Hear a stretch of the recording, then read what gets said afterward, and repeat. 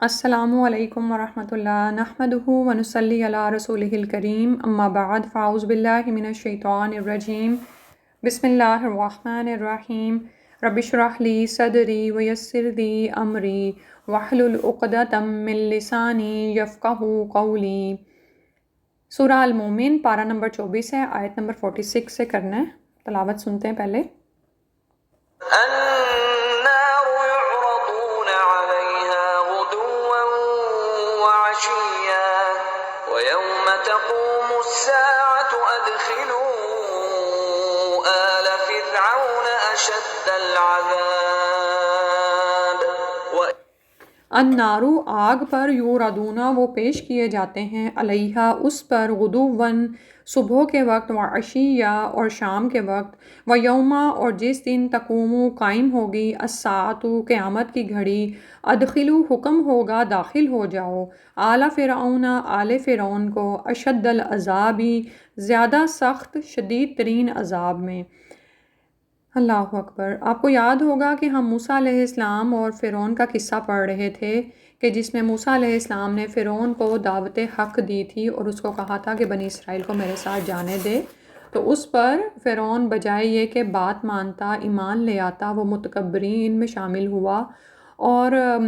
اسی کے دربار میں پھر وہ مرد مومن کا قصہ ہم پڑھ رہے تھے کہ مرد مومن نے اس کو کیا کہا کہ کیا تم ایک شخص کو صرف اس وجہ سے قتل کرنا چاہتے ہو، یعنی موسیٰ علیہ السلام کو، کہ وہ کہتا ہے کہ میرا رب ایک ہے۔ تو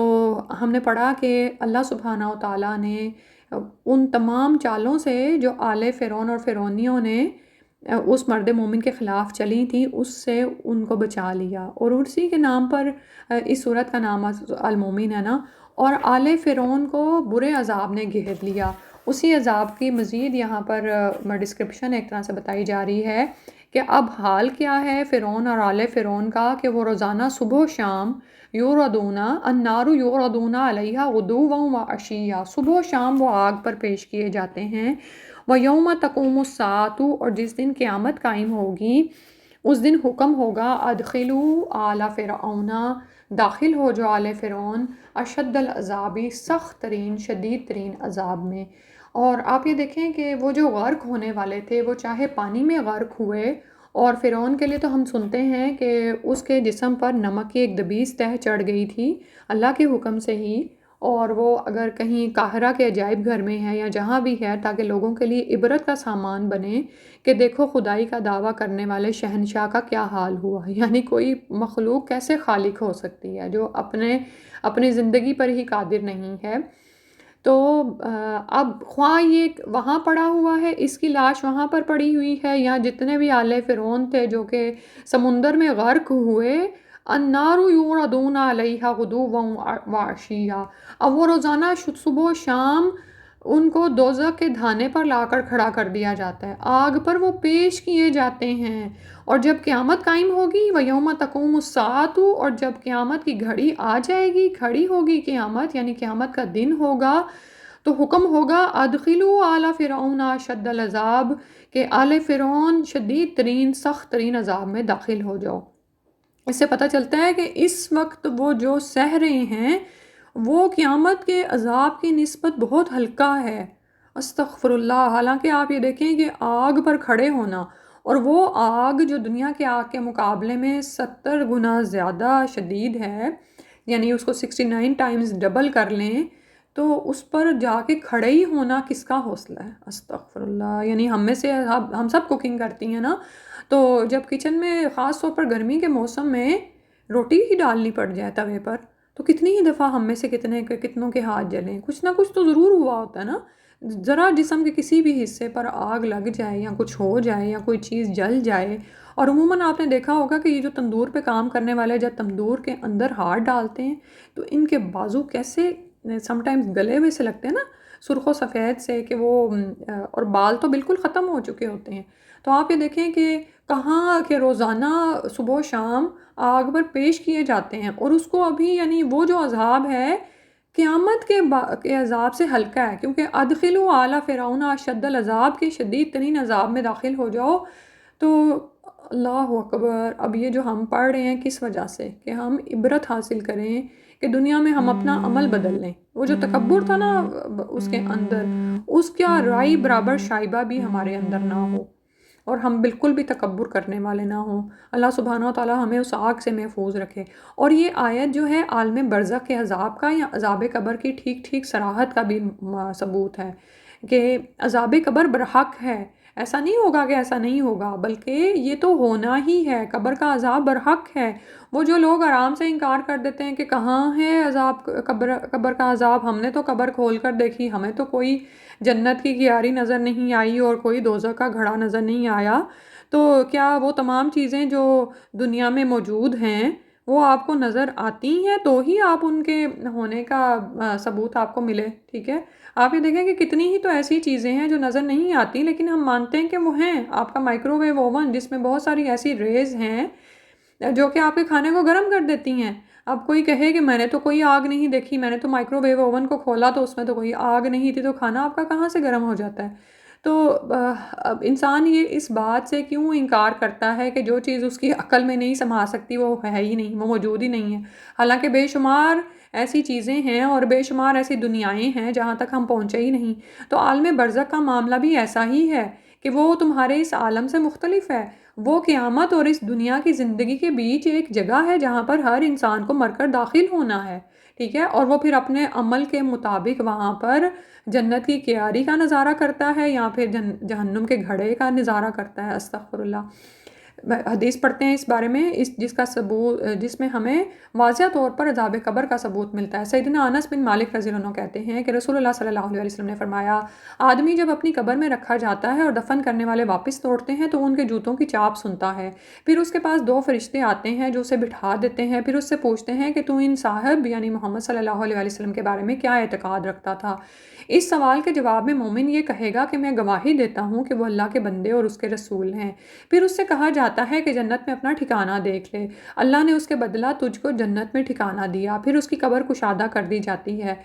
لیکن کافر یا منافق سے جب بھی سوال کیا جاتا ہے کہ تو اس شخص کے بارے میں کیا رائے رکھتا ہے تو وہ کہے گا میں کچھ نہیں جانتا، جو کچھ لوگ کہتے تھے میں بھی وہی کچھ کہہ دیتا تھا. پھر اس سے کہا جائے گا نہ تو خود سمجھا اور نہ سمجھانے والے کی رائے پر چلا. پھر اسے لوہے کے ہتھوڑے سے اتنی مار پڑتی ہے کہ وہ چلا اٹھتا ہے اور جن اور انسان کے سوا سب اس کے آس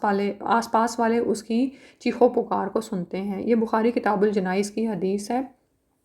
استغفر اللہ. اس سے عذاب قبر کا ہمیں ثبوت ملتا ہے، اور یہ بھی کہ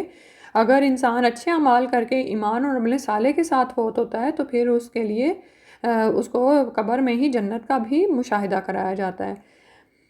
اللہ اکبر. پھر اسی طرح عذاب قبر کے بارے میں سیدنا ایوب انصاری رضی اللہ عنہ کہتے ہیں کہ ایک دفعہ سورج غروب ہونے کے بعد رسول اللہ صلی اللہ علیہ وسلم مدینہ سے باہر گئے. وہاں ایک آواز سنی تو فرمایا یہ یہودیوں کو ان کی قبروں میں عذاب ہو رہا ہے. استغفر اللہ. سیدنا ابن عباس رضی اللہ عنہ فرماتے ہیں کہ ایک دفعہ رسول اللہ صلی اللہ علیہ وسلم 2 قبروں پر سے گزرے. آپ صلی اللہ علیہ وسلم نے فرمایا ان دونوں کو عذاب ہو رہا ہے اور کسی بڑی بات میں عذاب نہیں ہو رہا. ان میں سے ایک تو چغلی کھاتا پھرتا تھا اور دوسرا اپنے پیشاب سے احتیاط نہیں کرتا تھا. پھر آپ نے ایک ہری ٹہنی لی، اس کے 2 ٹکڑے کیے اور ہر قبر پر ایک ایک ٹکڑا گاڑ دیا. پھر فرمایا امید ہے کہ جب تک یہ ٹہنیاں خشک نہ ہوں ان پر عذاب ہلکا رہے. یہ بخاری کتاب الجنائز کی یہ حدیث ہے. سیدنا ابو ہریرہ رضی اللہ عنہ فرماتے ہیں کہ رسول اللہ صلی اللہ علیہ وسلم یوں دعا مانگا کرتے تھے، اے اللہ میں قبر کے عذاب سے، دوزخ کے عذاب سے، زندگی اور موت کی بلاؤں سے اور کان دجال کے فتنے سے تیری پناہ چاہتا ہوں. اور یہ جو ہے دعا اسلام پھیرنے سے پہلے بھی نماز میں پڑھی جاتی ہے. تو ہمیں بھی چاہیے کہ ہم یہ دعا یاد کریں اور اپنی معمول میں شامل کر لیں. تو قبر کا عذاب برحق ہے. اللہ سبحانہ و تعالیٰ ہمیں اس سے بچائے. اور صرف یہ نہیں ہے کہ انبیاء نے ہی ہمیں اس کی اطلاع دی ہے، بلکہ بسا اوقات اللہ سبحانہ و تعالیٰ زمین پہ ہمارے عام انسانوں کے ساتھ ایسے کچھ واقعات پیش آتے ہیں کہ جس سے قبر کے عذاب کی حقیقت واضح ہو جاتی ہے، یا قبر میں جو خوشخبریاں ہیں یا جو بشارتیں اور وہ جنت کے نظارے ہیں وہ ملتے ہیں. ایسی چیزیں ہیں جیسے کہ ریسنٹلی جو فلڈ آیا تو اس میں ہم یہ دیکھتے ہیں کہ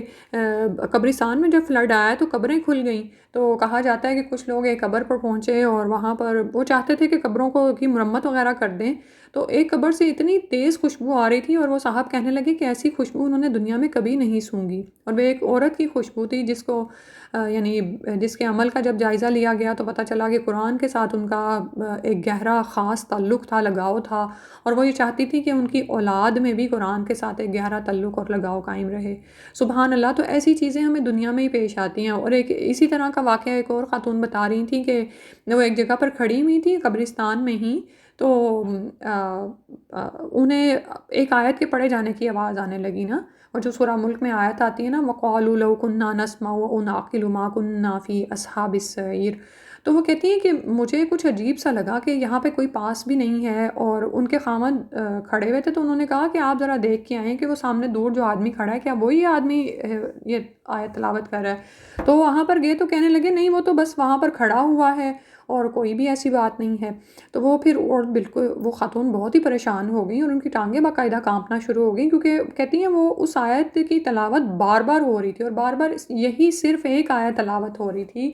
کہ وَقَالُوا لَوْ كُنَّا نَسْمَعُ أَوْ نَعْقِلُ مَا كُنَّا فِي أَصْحَابِ السَّعِيرِ، کہ اگر ہم سنتے اور ہم عقل کرتے تو ہم دوزخ والوں میں سے نہ ہوتے۔ استغفر اللہ! اور کہتی ہیں تھوڑی دیر بعد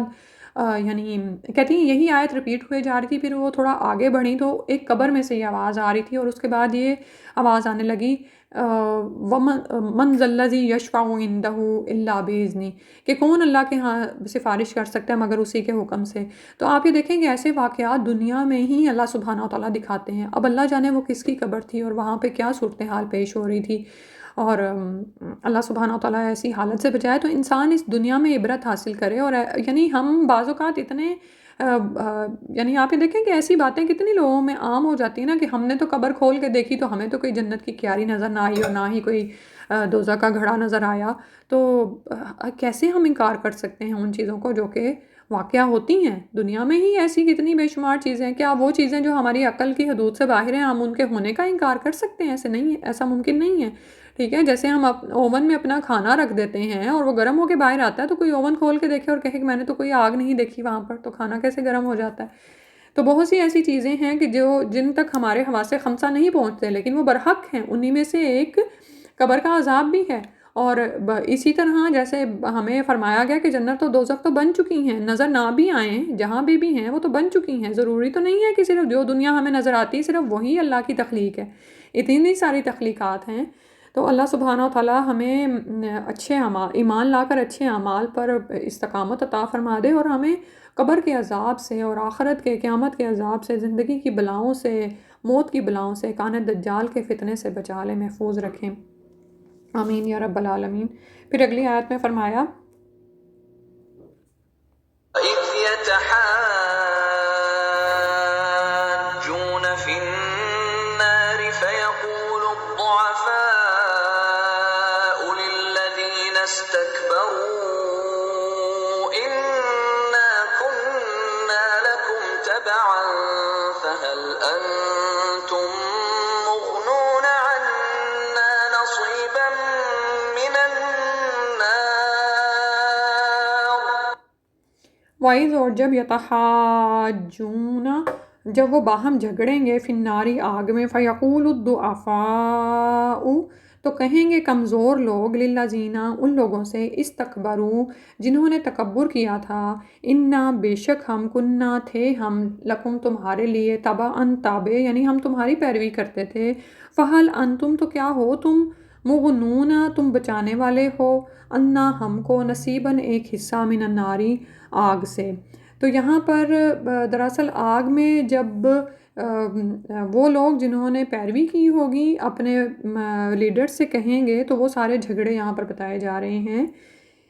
کہ آپس میں وہ جھگڑے ہوں گے آگ میں، اور کمزور لوگ متکبر لوگوں سے کہیں گے، یعنی بڑے بننے والوں سے، کہ ہم تو تمہاری پیروی کرتے تھے، ہم تو تمہارے تابع تھے، تو کیا اب ہم سے تم دوزخ کا کچھ حصہ ہٹا نہیں سکتے؟ یعنی دوزخ کے عذاب میں سے کچھ ہم سے کمی نہیں کر سکتے؟ ٹھیک ہے، اب یہاں پر یہ دراصل مطیع اور مطاع کا مکالمہ ہے، یعنی ایک تو وہ ہیں نا جو پیروی کرنے والے تھے، اور ایک وہ ہیں جن کی پیروی کی جاتی تھی۔ اور یہ کون لوگ تھے؟ یعنی ایک طرف تو ضعفاء ہیں، کمزور لوگ ہیں جو دوسروں کی چال پر چل رہے تھے، اور دوسری طرف وہ ہیں جو متکبرین ہیں۔ اب متکبرین کون ہیں؟ جیسے جو خود دنیا میں لیڈرز رہے ہوں، جن کا اپنا حلقہ اثر ہوتا ہے، اور ان کی بات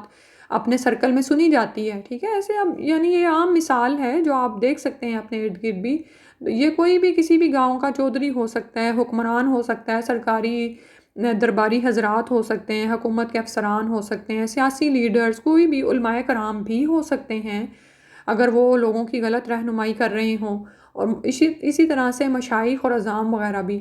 تو ایسے بڑے بڑے حضرات جب جہنم پر جا پہنچیں گے تو ان کے فالوورز جو کہ دنیا میں ان کے دھند ان کی پیروی کرتے تھے، یہ دیکھے بغیر کہ وہ ان کے لیڈرز ٹھیک جا رہے ہیں کہ نہیں، تو وہاں پر دوزخ میں ان سے کہیں گے کہ دنیا میں ہم تمہاری اطاعت کرتے رہے، آج جو ہمیں عذاب ہو رہا ہے تو اس کا کچھ حصہ تو اپنے ذمہ لگا لو،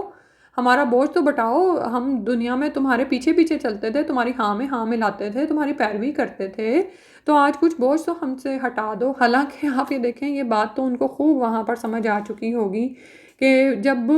متکبرین خود دوزخ میں ہیں، کیونکہ یہ مکالمہ ہو ہی نار میں رہا ہے نا، اذ یتحاجون فی النار، آگ میں تو وہ جھگڑ رہے ہیں. تو اس بات کی تو ان کو سمجھ ہے کہ دونوں ہی بے بس ہیں، بے بسی میں دونوں فریق ایک جیسے ہیں، لیکن یہ بات وہ دراصل ان کو ذلیل کرنے کی خاطر کہیں گے، اور اس لیے بھی کہ یعنی جہنم تو ہے ہی ایسی جگہ جہاں پہ جھگڑے ہوں گے. آپ یہ دیکھیں کہ گھروں میں بھی کیا ہوتا ہے، آپس میں خامن بیوی کی لڑائی جب ہوتی ہے، بہن بھائیوں کی لڑائی ہوتی ہے، یا اسی طرح ساس بہو کی، یا آفیسز میں کام کرتے ہوئے اپنے کولیگس کے ساتھ ہم کب جھگڑتے ہیں؟ جب کوئی مصیبت آ پڑتی ہے. مثال کے طور پر بچے بڑے آرام سے کھیل رہے ہوتے ہیں، لیکن ابھی کھانا ماما تیار کر رہی ہوتی ہیں، لگانے کی تیاریوں میں ہوتی ہے، اور بچے تھوڑی دیر میں جھگڑنا بھی شروع ہو جاتے ہیں. تو اس کے پیچھے کیا وجہ ہوتی ہے؟ بھوکے ہوتے ہیں، ٹھیک ہے. تو اب جب آگ میں جل رہے ہیں سب، تو وہاں پہ جھگڑنے کے سوا ہے کیا اور، ٹھیک ہے. استغفر اللہ، اللہ سبحانہ وتعالیٰ اس سے بچائے. تو وہ یہ انہیں ذلیل کرنے کی خاطر کہیں گے کہ ہم تمہارے پیروکار تھے، آج ہم سے اس دنیا میں اس عذاب میں سے کچھ حصہ تو کم کر دو. تو وہ اپنے دل کی جلن کو ہلکا کر رہے ہوں گے ایسی باتیں ایک دوسرے سے کہہ کے کہ ہم سے کچھ تو ہلکا کر دو. پھر اگلی آیت میں فرمایا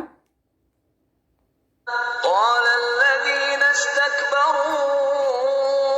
إنا كل فيها إن الله قد حكم بين العباد. قولا کہیں گے اللہ زینہ وہ لوگ استکبرو جنہوں نے تکبر کیا تھا، انا بے شک ہم کلن سب کے سب فیہا اس میں ہیں، ان اللہ بے شک اللہ قد تحقیق حکم فیصلہ کر چکا بین العبادی اپنے بندوں کے درمیان. اب متکبرین کہیں گے، یا وہ بڑے حضرات، وہ لیڈرز جو دنیا میں لوگوں کی غلط رہنمائی کرتے رہے اور ان کو غلط راہ پر چلاتے رہے، تو کہیں گے کہ اب تو جو ہونا تھا ہو چکا، ہم سب کے سب یہاں پر ہیں، یعنی اب ہم تو خود یہاں پر ہیں، ہم تمہارے لیے کیا عذاب میں کچھ حصہ کم کر سکتے ہیں. اللہ تعالیٰ ہر ایک کے حق میں جتنی سزا کا فیصلہ کر چکا ہے اس میں کمی بیشی نہیں ہو سکتی. ان اللہ قد حکم بین العباد، بے شک اللہ سبحانہ و تعالیٰ لوگوں کے درمیان، بندوں کے درمیان فیصلہ کر چکے ہیں، اب تو سب کچھ مکمل ہو چکا ہے، اب تو ہمیشہ کے لیے یہی عذاب ہے. پھر آگے فرمایا وقال الذين في النار لخزنة جهنم ادعوا ربكم يخفف عنا يوما من العذاب. وقال الذین، اور کہیں گے وہ لوگ، فی الناری آگ میں، لخزنتی اہلکاروں کو، جہنم کے، ادعو پکارو ربکم اپنے رب کو، یخفف کے ہلکا کر دے، عنا ہم سے، یومن ایک دن، من العذابی عذاب میں سے. جب بھی یہ اپنے لیڈرز کو بھی پکار لیں گے تو اس کے بعد یعنی اب آگ میں جھگڑ رہے ہیں، اور اس کے بعد پھر ظاہر ہے اب جو خزانچی ہیں، جو باہر اہلکار ہیں جہنم کے، تو اب ان کو پکار کے کہہ رہے ہیں آگ والے، اور یہ سارے ہی ہیں کہ ادعو ربکم اپنے رب کو پکارو، یعنی اپنے رب سے ہماری فریاد کر دو، ہماری فریاد اپنے رب تک پہنچا دو کہ اس عذاب میں سے ایک دن ہی ہلکا کر دے. استغفر اللہ. آپ یہ دیکھیں کہ یعنی حال یہ ہے، اتنا شدید عذاب ہے کہ چاہتے ہیں اس میں کچھ تو کمی ہو جائے. جیسے ہوتا ہے نا کہ دنیا میں ہم کام کرتے ہیں نا پورا ہفتہ، تو 2 دن کی اگر چھٹی نہ ملے تو ہم کہتے ہیں چلو ایک دن تو چھٹی دے دو. اور بعض لوگ تو جو ہے ہفتہ کام کر رہے ہوتے ہیں، لیکن اس کے بعد کیا ہوتا ہے، مہینہ بعد وہ کہتے ہیں چلے اب ہم کچھ ریسٹ کر لیں، کچھ چھٹیاں کر لیں. تو وہاں پر جب وہ کہیں گے کہ ہم سے تھوڑا سا ایک دن کا عذاب تو کم کر دو، ٹھیک ہے، سب مل کر اب دوزخ کے فرشتوں سے التجا کریں کہ اپنے رب سے ہمارے حق میں سفارش کرو کہ وہ ایک دن تو ہمیں اس عذاب سے چھٹی دے دے۔ اللہ اکبر۔ اور اس کے بعد جب خزانہ ہیں وہ کیا جواب دیں گے؟ وہ کہیں گے قالوا أولم تك تأتيكم رسلكم بالبينات قالوا بلى قالوا فادعوا وما دعاء الكافرين إلا في ضلال۔ قالو، وہ کہیں گے اولم کیا بھلا نہیں، تکو اولم تکو کیا بھلا نہ تھے، تأتیکم آئے تھے تمہارے پاس، رسولکم تمہارے رسول، بالبیناتی ساتھ روشن دلائل کے، قالو وہ کہیں گے بلا کیوں نہیں، قالو وہ کہیں گے فدعو تو پس دعا کرو، پس پکارو، وما دعاء الکافرین اور نہیں ہے کافروں کی پکار دعا، الا فی ضلال مگر گمراہی میں ہی، یعنی گم ہی ہونے والی ہے۔ اب یہ دیکھیں کہ اب خازانہ یہ تو نہیں کریں گے کہ اللہ کو پکاریں ان کی سفارش پر، بلکہ ان کو پوچھیں گے اولم تکو تأتیکم، کیا تمہارے پاس نہیں آئے تھے رسولکم بالبینات، تمہیں کوئی بتانے نہیں آیا تھا، تمہارے رسول تمہارے پاس روشن دلائل واضح دلائل کے ساتھ آئے نہیں تھے، انہوں نے حق و باطل کو واضح نہیں کیا تھا تمہارے سامنے، انہوں نے تمہیں بتایا نہیں تھا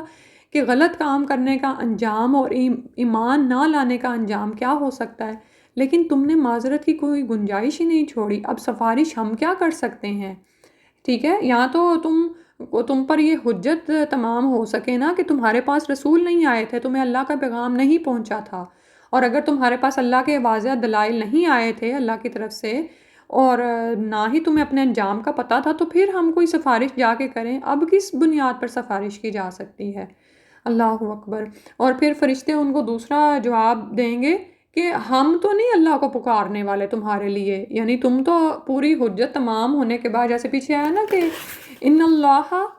قد حکم بین العباد، کہ اللہ تعالیٰ تو فیصلہ کر چکے ان کے درمیان، یعنی عدل و انصاف کے ساتھ سب کے سامنے سارے فیصلے ہو چکے ہیں، تو اب پکار لو، قالوا فدعوا تو تم پکارو، وما دعاء الکافرین الا فی ضلال، تو انہیں کہیں گے کہ اب تم پکار کے دیکھ لو کہ تمہیں تمہارے عذاب میں کوئی کمی کی جاتی ہے، تو اللہ فرمایا کہ اور نہیں ہے کافروں کی پکار مگر گم ہو جانے والی، یعنی بے اثر بے نتیجہ بیکار، وہ تو اللہ تک پہنچتی ہی نہیں، پہنچے بھی تو کیا، یعنی اللہ سبحانہ و تعالیٰ تو سب کچھ ہی سننے والے ہیں، لیکن یہ کہ کوئی کارگر ہی نہیں ہے، کوئی اثر ہی نہیں ہے ان کی دعا کا، وہ تو راستے میں گم ہو جاتی، حالانکہ دنیا میں کیا بتایا جاتا ہے ہمیں کہ اللہ کو ہی پکار لو، یعنی الدعاء هو العبادہ، کہ دعا ہی عبادت ہے، الدعاء مخ العبادہ، کہ وہ عبادت کا مغز ہے، لیکن ہم دنیا میں دعا کرنے میں کتنے کنجوس ہوتے ہیں، حالانکہ اللہ سبحانہ و تعالیٰ یہ بات پسند کرتے ہیں کہ ان کو پکارا جائے، ٹھیک ہے، اور اللہ تعالیٰ غضبناک ہوتے ہیں کہ جب بندہ اللہ کو نہیں پکارتا، ٹھیک ہے، اور دنیا میں ہم الٹا کر رہے ہوتے ہیں، دنیا میں ہم لوگوں کو بار بار بلاتے ہیں اپنی ضرورت کے لیے، حاجت کے لیے، اور لوگ جو ہیں وہ غضبناک ہوتے ہیں، تو اللہ تعالیٰ کو تو اچھا لگتا ہے جب بندہ اللہ تعالیٰ کو بار بار پکارتا ہے، تو اور دعائیں رد نہیں ہوتی دنیا میں، آپ جانتے ہیں نا کہ دعائیں ضرور قبول ہوتی ہیں، اور ہوتا کیا ہے کہ اللہ سبحانہ و تعالیٰ ہمیں اپنا قرب عطا کر رہے ہوتے ہیں، کبھی یہ بھی ہوتا ہے نا کہ نہیں دعا قبول ہوتی، تو وہ اس لیے کہ بندہ اور اللہ تعالیٰ سے جڑتا ہے، اور کچھ سیکھتا ہے، صبر کرنا سیکھتا ہے جب تک کہ اس کی دعا پوری نہیں ہوتی، لیکن شکوہ نہ کرے، کیونکہ اللہ تعالیٰ تو سنتے ہیں، لیکن وہاں پر پکار کا کوئی فائدہ نہیں۔ اب جہنم میں پڑے ہوئے دوزخی کافرین چاہے ساری عمر بھی پڑے وہاں پر اللہ کو پکارتے رہیں، وما دعاء الکافرین الا فی ضلال، تو وہاں پر ان کی دعا گم ہی ہونے والی ہے۔ پھر فرمایا إنا لننصر رسلنا والذين آمنوا في الحياة الدنيا ويوم يقوم الأشهاد يوم لا ينفع الظالمين معذرتهم ولهم اللعنة ولهم سوء الدار۔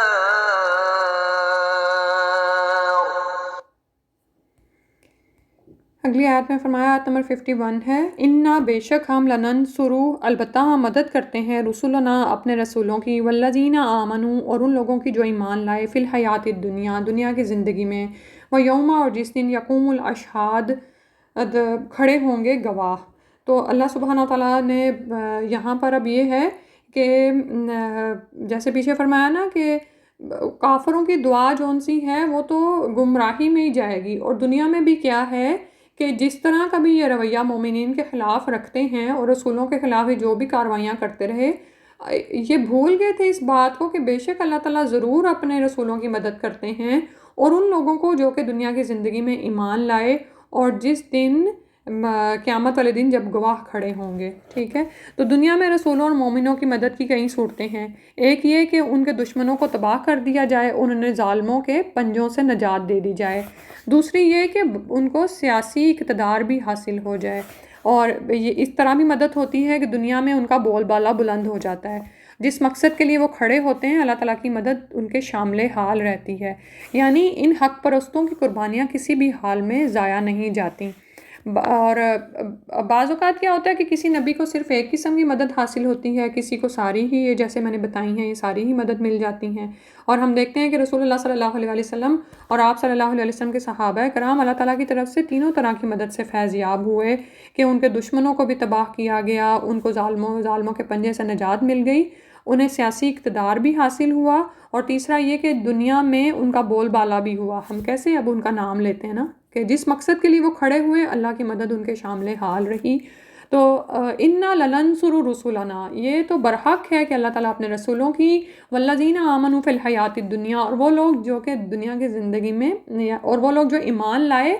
ضرور ان کی مدد کی جاتی ہے دنیا کی زندگی میں، ویوم یقوم الاشہاد، اور اس دن بھی ان کی مدد کی جائے گی، یعنی قیامت کے دن جب ہر نبی سے اس کی امت کے متعلق گواہی لی جائے گی، یعنی جس دن وَيَوْمَ يَقُومُ الْأَشْهَادُ، جس دن گواہ کھڑے ہوں گے، تو اس دن بھی اللہ کی طرف سے مدد لی جائے گی، اللہ کی طرف سے مدد دی جائے گی، کہ قیامت کے دن جب ہر نبی سے اس کی امت کے متعلق گواہی لی جائے گی، اور نیک بندوں کی بھی گواہیاں ہوں گی جن کی معرفت سے لوگوں کو اللہ کا پیغام پہنچے گا،